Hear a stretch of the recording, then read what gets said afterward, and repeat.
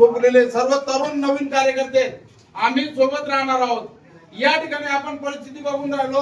गेल्या तुमच्या लोकसभेच्या इलेक्शन नंतर महाराष्ट्र इलेक्शन झालं आणि त्यानंतर सुद्धा अनेक लोक ज्यांना काँग्रेसने इतकं भरभरून दिलेलं आहे ते लोक आपल्याला सोडून गेले, सोडून जात आहेत। आज देखील उद्या देखील कुठं ना कुठं कार्यक्रम होत आहेत। हे का आणि कशामुळे याचा देखील आपण विचार केला पाहिजे।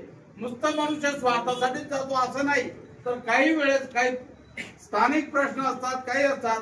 आपल्या कार्यकर्त्याला आपल्याला दिवसा द्यावा लागेल, त्याला जवळ घ्यावं लागेल, तरच या गोष्टी शक्य होणार आहे। आपल्याला सांगू इच्छितो प्रवीण भाऊ, मला कोणावर टीका करायची नाही।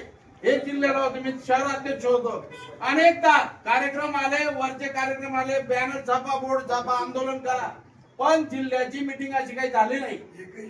हे बघा, उपाध्यक्ष जिल्ह्याची मीटिंगच झाली नाही। तर जिल्ह्याचं सक्रिय अशी मीटिंग झाली पाहिजे। दर महिन्यात 2 महिन्यात एकत्र जमलं पाहिजे। विचार ज्यावेळेस 50 लोक एकत्र येतात त्यावेळेस काहीतरी विचार होतात। आणि गोवालजी आताच आमचे राजूदादा खंत करीत होते की गोवालदादांना फोन केला तर फोन उचलत नाही, त्यांचा फोन येत नाही। ते याच्या पुढे मी त्यांना विनंती केली की वो याच्या पुढे तसं होणार नाही। आपल्या कार्यकर्त्यांची आणि तुम्हाला आता पुढे जेडपी नगरपालिका वगैरे इलेक्शन येत आहेत, या 2-3 महिन्यामध्ये आपल्याला सर्व वाक्य जावं लागणार आहे। कार्यकर्ते तयार आहेत, नेत्यांचा आदेश, नेत्यांची उपस्थिती महत्वाची। तुम्ही आता गोवालदादा आपण आपला तो नंदुरबार मतदारसंघ त्याच्यात शिरपूर पण आहे, प्रत्येक तालुक्याला 2-2 दिवस असे दिले आणि ते वर्किंग डे द्या। वर्किंग डे मध्ये सुट्टीच्या दिवशी काही कामही होत नाही। त्यांनी सांगितलं कुठेतरी की गोवालदादांनी मागे सांगितलं होतं जनता दरबार आम्हाला घ्यायचा आहे। त्यांनी सांगितलं होतं जनता दरबार निश्चित घेतला पाहिजे। काही ना काही प्रश्न उपस्थित होतात, त्यांची उत्तरे मिळतात। आणि महत्वाचं म्हणजे सर की आपल्यामध्ये जे स्थानिक, आता माझे सगळे आमचे 15-20 लोक आहेत, आता आम्ही पण आता बाकीचे तरुण मुलं काही प्रश्न येतात पण आमच्यापर्यंत सांगतात, तिथं ते ओळखत नाही। आता सर्व दूर कसं चाललेलं ते आपल्याला माहिती आहे। आपण जर तिथं आले, हे आमचे माणसं आहेत, हे लोक आहेत, काहीतरी आम्ही मध्ये येऊ, सर्वजण एकाला एक जीव लावून आम्ही ज्यावेळेस इलेक्शन मध्ये जसा प्रचार करतो त्याच्यापेक्षा डबल दुपटीने आम्ही देखील त्या ठिकाणी जाऊ।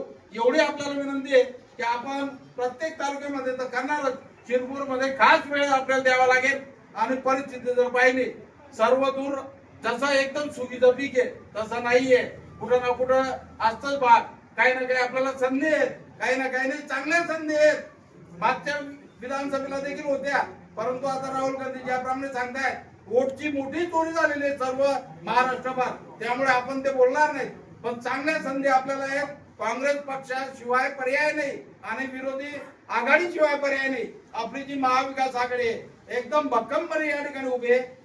आदरणीय खासदार साहेब प्रवीण भाऊ, आपण चांगल्या विचाराने, चांगल्या प्रेरणेने आपण पुढे जात राहा, आपल्या मागे भक्कमपणे आम्ही सर्व उभे राहू, एवढंच या ठिकाणी सांगतो। आपण आला